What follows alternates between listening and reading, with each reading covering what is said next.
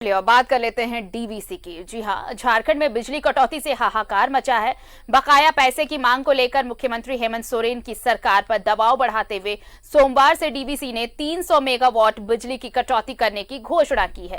ताजा घोषणा से रांची, धनबाद, जमशेदपुर, हजारीबाग, बोकारो, गिरिडीह और चतरा समेत डीवीसी के कमांडिंग एरिया में बिजली संकट गहरा सकता है। बकाया वसूली को लेकर डीवीसी बिजली आपूर्ति में कटौती कर रहा है।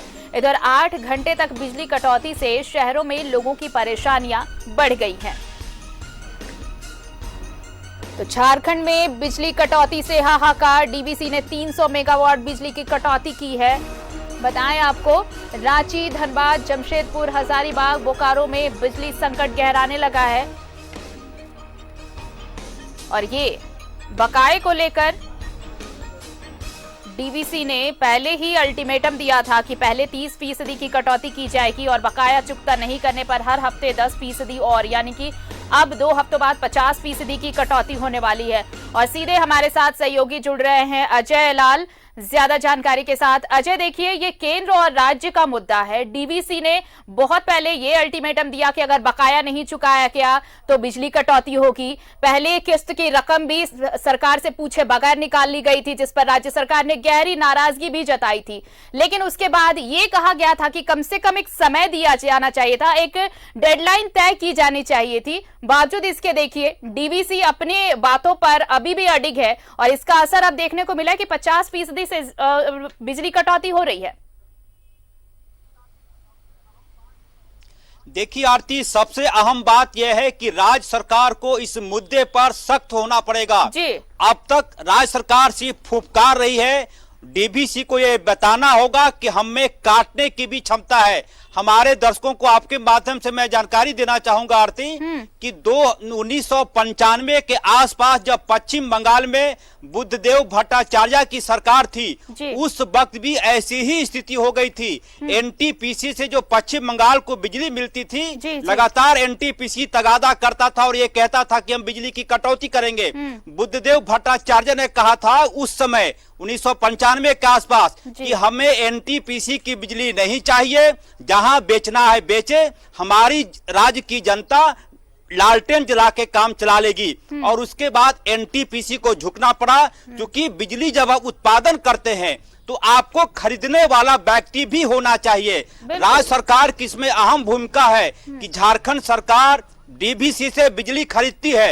यदि आज की तारीख में सूबे के हेमंत सोरेन सरकार, मुख्यमंत्री, युवा मुख्यमंत्री हेमंत सोरेन ये कह दे डीवीसी को कि हमें आपकी बिजली नहीं चाहिए, तो स्थिति ये हो जाएगी कि डीवीसी बिजली बेचेगा कहां। मुझे लगता है कि थोड़ी सख्ती होनी पड़ेगी। और इस वक्त हमारे साथ बातचीत के लिए मौजूद हैं झारखंड राज्य ऊर्जा विकास निगम के जनसंपर्क अधिकारी MP यादव जी। सर, जो डीवीसी का रवैया है, लगातार आप लोग पैसे दे रहे हैं, बावजूद इसकी जो उसका तेवर है, मुझे लगता है कि चाबुक की जरूरत है।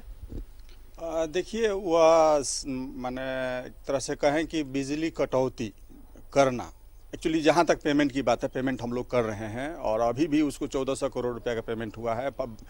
यह सितंबर महीना का सिर्फ ड्यू को लेकर के इस तरह की जो माने इशू खड़ा किया गया कि बिजली का कटौती करेंगे, जिसमें हम लोग 50 करोड़ ऑलरेडी पेमेंट कर चुके हैं। किस महीने में किए?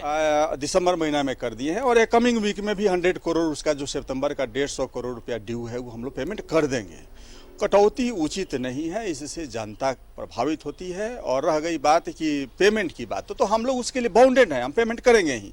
थोड़ी सी हमारी स्थिति फाइनेंशियल गड़बड़ हो गई थी कोविड के कारण, पेमेंट थोड़ा सा कम आ रहा था। अब मेरा पेमेंट आने लगा है, सारा पेमेंट उसका रेगुलर हो जाएगा। आरती, जिस अधिकारी को हमारे दर्शकों ने सुना है, ये MP यादव हैं, झारखंड राज्य ऊर्जा विकास निगम के जनसंपर्क अधिकारी।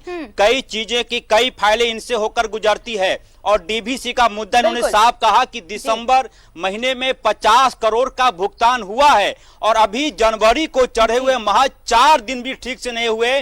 डीवीसी ने एक बार फिर से सख्ती दिखानी शुरू कर कर दी है। मतलब साफ है कि सूबे के हेमंत सोरेन सरकार को सख्ती करनी होगी और डीवीसी को एक प्रकार से चाबुक दिखाना होगा कि हम मेरा एक सवाल उस अधिकारी से आपके साथ जुड़े हुए हैं, उनसे मैं जरूर पूछना चाहूंगी कि जब चीजें सामान्य तरीके से चल रही हैं, इन प्रोसेस में हैं, बकाया भुगतान किया जा रहा है, एक टाइम भी दिया गया है उनको कि कोविड की वजह से इस तरह हुआ, लेकिन अब पेमेंट धीरे धीरे सेटलमेंट होता जाएगा, बावजूद इसके ये जो लैकिंग है वो कहां पर है जिसका खामियाजा पब्लिक भुगत रही है? बिल्कुल सर, हमारे एंकर आरती आपसे पूछ रही हैं कि कोविड में पैसों की कमी थी, फंड काटा भी गया, बावजूद इसके पेमेंट आप लोग कर रहे हैं, फिर कहां पे लैकिंग हो जा रही है कि इस प्रकार के डायलॉग हो जा रहे हैं? देखिए, एक तरफा डीवीसी का यह डिसीजन हो रहा है। पहले भी हम लोगों का ड्यूज रहा है, बहुत से ड्यूज उसका विवादित है जो पेमेंट नहीं हो रहा है, जिसके कारण तो अब रह गई बात कि मेरा एक ही कहना है, मेरा डिपार्टमेंट की तरफ से यही कहना है कि जो पेमेंट का इशू है, पेमेंट का इशू हम लोग सेटल करेंगे, बैठ के सेटल करते हैं। जो विवाद है उस पर भी हम लोग सेटल करेंगे, लेकिन कटौती किसी भी एंगल से नहीं है, चूंकि मेरा डीवीसी कमांड एरिया में अपना ट्रांसमिशन नहीं है, जिसके चलते हम अपने पब्लिक को बिजली नहीं दे पाते। वहाँ पूरे डिपेंडेंसी मेरा जो है ना डीवीसी पर है, और डीवीसी अगर कटौती करेगी तो हमारी जनता परेशान होगी। सर, एक जो सवाल है कि उस एरिया में ट्रांसमिशन लाइन अपना हो जाए, ये कब तक हो जाना चाहिए? देखिए, उसमें हम लोग लगे हैं फेज मैनर में, चूंकि यह डीवीसी जो एक्ट था उसके तहत उसको जुरिडिक्शन है, उसको बिजली देना उसकी जवाबदेही है। अगर कटौती कर रहा है तो यह उचित नहीं है। वह जो हमारा 6-7 डिस्ट्रिक्ट है, जिस डिस्ट्रिक्ट में उसको बिजली देना है वह डीवीसी कमांड एरिया ही कहा जाता है। और रह गई बात की ट्रांसमिशन लाइन की बात, तो हम लोग जिला है आप लोगों का? हाँ, अलग कौन सा जिला है? वह आपका जैसे आप शुरू करेंगे तो धनबाद, हजारीबाग, चतरा, गिरिडीह, धनबाद, बोकारो और बस यही 6-7 जिला है, गिरिडीह कहा जाता है इसमें।